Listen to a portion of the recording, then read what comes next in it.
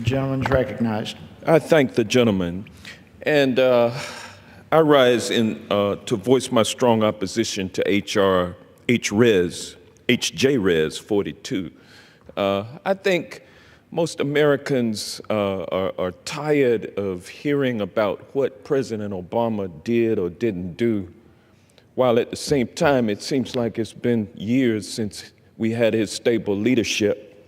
And we've been proceeding under the chaos of the current administration. It seems like much longer than 25 days. But I'll tell you, the campaign is over. It was a long campaign. Throughout the entire campaign, the Republicans controlled both houses of Congress, House and Senate. And we had the president, who was a Democrat. And so the Republicans complained that they weren't able to do anything and they needed a Republican president. And so now they have a Republican president. And what have they done during this last 25 days in terms of a jobs bill? Not one job created in the last 25 days.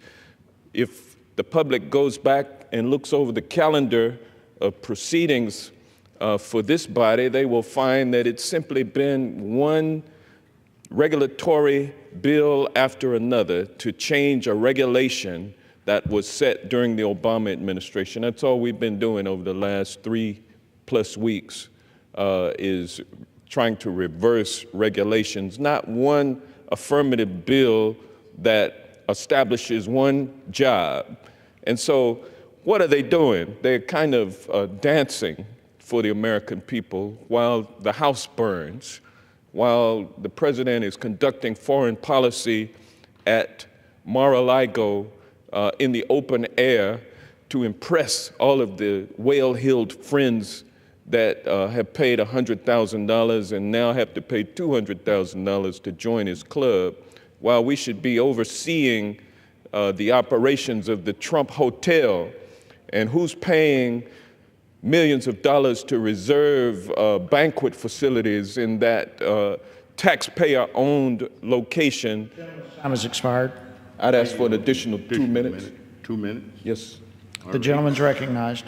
Those are issues that the American people certainly would be interested in knowing what is happening with their property.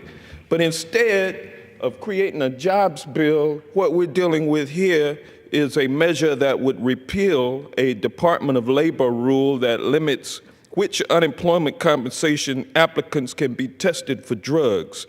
Supporters of this resolution are suggesting that there is a nexus between losing your job and being unemployed and illicit drug abuse.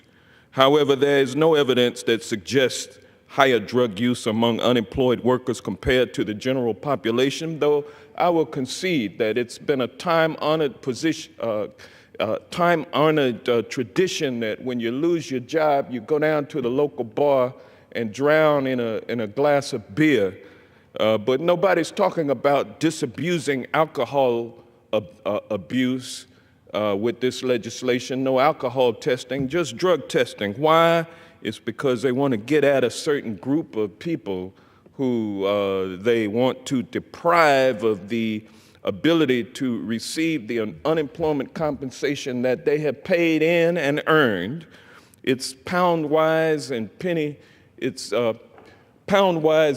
foolish to take away the financial security that the least or that people who have the least, that's the only thing they have, and you're going to take it away from them and make them pay for the drug test, too.